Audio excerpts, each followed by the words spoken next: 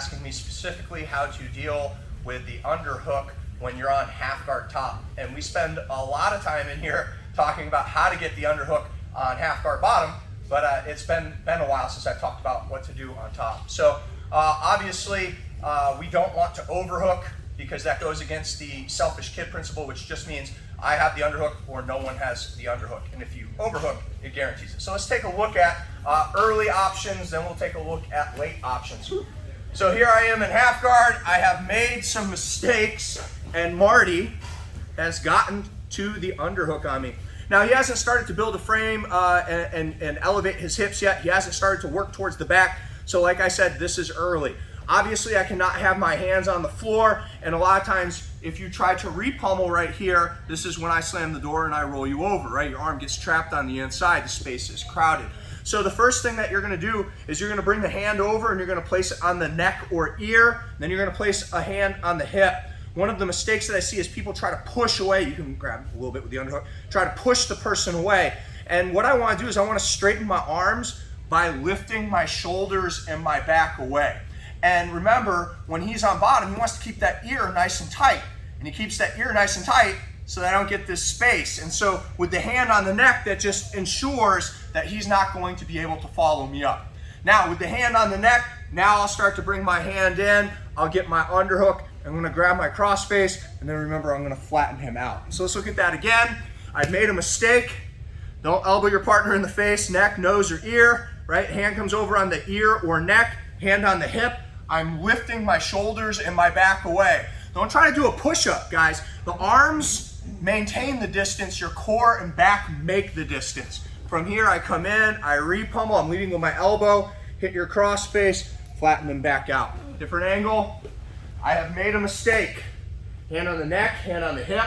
I'm lifting the shoulders, my arm comes around, I'm getting the cross face, and I'm flattening him out. And obviously, when you get the cross face, you can turn the jaw. We're not talking about the cross face, we're talking about getting the underhook. So if that cross face looks trashy, I'm not focusing on crushing my partner's jaw. I just want to make sure that we understand that the space is made by lifting the back. Make sense? This is very basic fundamental stuff, but it's important. So let's get this first. Ready? 1, 2. I want you to take a look at Marty's arm right here, right? And I went around and talked to you guys. So I'm impaled on Marty's underhook here, but he hasn't started to build up a base. That's what will allow me to get to this. If he's up on his elbow, which is a natural progression for this movement, guys, it's too late to push the head down because he's got a strong frame over here. If I push that space, I'm gonna create too much space and I'm gonna get taken back, okay? So I'm not telling you that this is bad. I'm telling you that you have made a bigger mistake if you let them build up onto the elbow, okay? And we can talk about that, we're not there yet. So keep that in mind when you're framing and making space, that if they're on the elbow, you're a little bit behind. Does that make sense? So now, I'm not impaled on him. I'm here, and the leg is out. He's here, yeah, right here. Before he starts to sit up, I'm gonna bring this arm over and I'm gonna reverse sit. Now, a couple of things that I want you to have in mind. Number one, relax. Right here. The closer I get my outside elbow to his elbow, the more it's gonna kill his underhook. And so if I sit, reverse sit here, a lot of times he'll still be able to build this base and he'll come up on top. So when you reverse sit, I want you to bring the elbow all the way around to the outside, and you won't get it this exaggerated most of the time, but you can see how I'm really trying to chop it down. This is trying to be strong in this direction, and I'm trying to chop it here. That make sense? The next thing I want you to look at is my leg work here. As I reverse sit, this is gonna extend and my inside leg is gonna come in and pinch at the hip. So those are the two things I want you to focus on. Good rotation and chop at the elbow, and then straightening the leg and pinning here so that his hip can't go onto the floor. If you get to this position, and this will happen a lot when you reverse sit, grab whatever you can, not only pull yourself forward, but shrimp your hips back, and it'll allow the lever to go over the top of the arm, because ultimately what we want to do is kill the underhook. Does that make sense? So I'm here, he starts to build that base, and I reverse sit. You can dig this a little bit, and I'm here. Make sure you grab pants, belt pants. This, I don't want both on here. A lot of times I feel they come up. So this has to grab something. grab it and I'm pulling, but I'll also shrink my hips away. And if you disengage with this bottom leg, to be able to do that, that's okay. Let's do it again. He starts to get that underhook, bring that around, nice and tight, holding. Make sense? Let's try it. 1, 2. All right, so a lot of logical questions, head this way please, about what to do when they do get their base and they start to, oh, okay. Guys, this is bad news, right? He's got inside head control and he's already like 80% of the way to my back. And conventional movement is like, well, let's protect my back. Put in a wizard right here, right? The problem is if you put this in, you're guaranteeing them the underhook. They can fight, they can come up, knee tap. There's whole systems that come right from this position. And so now what I'm gonna do is I'm gonna go the complete opposite way and I'm gonna back step. And the goal is going to be to get my hips high, because then the further he gets to my back, the better the back step will be. So let's turn just a little bit. I wanted you to see his building up, him coming towards my back. Both hands are gonna come to the floor. I'm gonna lift my butt as high as I can, and then I'm gonna throw that leg over. You can see that after I back step, I'm keeping my chest angled as much to the floor as I can, and then the indication on whether the back step is gonna work is if I can clear my inside knee. So I need to keep my hips high, I'm not sitting on the floor, my knee is cleared, and then I try to go to 3/4 mount. So let's look at that again.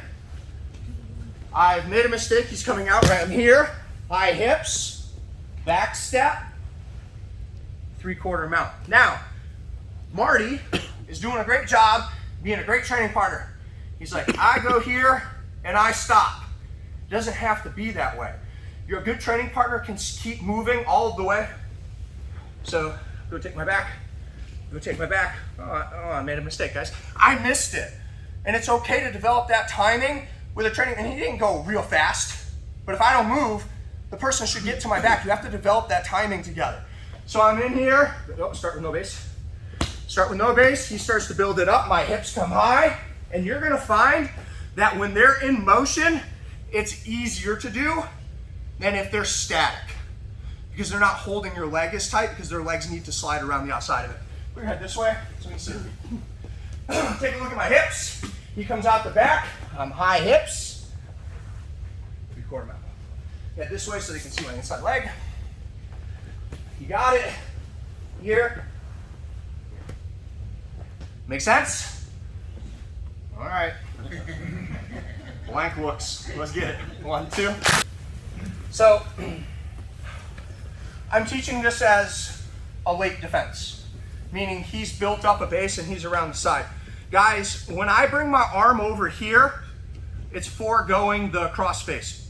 Sometimes I teach the back step with a cross face, but it's typically when he's gotten deep but he hasn't built a base, I can leave that cross face in so that when we turn, he tries to move his head towards me, he can't. The cross face is tight. But what you're finding is when you're here, a lot of you go, how am I supposed to get my leg out, right? Like, you try to lift, but everything's crowded over here. So when I do this, I bring my hands way over to the side. I'm not going for the cross face. I'm going to bring my hips up. You can be tighter with your legs, right?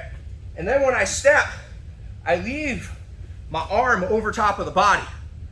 Ultimately, if he starts to push this, a lot of times I'll come in here and I'll ride the Kimura trap, okay? But if he doesn't, right, what I can do is I can use it to elevate my hips to turn in. The other thing to keep in mind is when the arm is over the head, that's when it leads into guillotines. So if he does spin here and he does beat me here, my arm can come over top and I can start running the butterfly hooks. So should it be crossface or over? It really depends on where we're starting and what school is teaching it to you. I'm not telling you the crossface is bad. I'm telling you that we're late to the party here and the crossface is going to be a liability in lifting your hips. That make sense? Give it a shot. One more time. With this hand placement, freeze. Not here. A lot of people want to do this right here. The further out you go, the more you can push off them and push your hips into them. Does that make sense? All right, post the hands out. Let's give it another shot. Ready? 1, 2.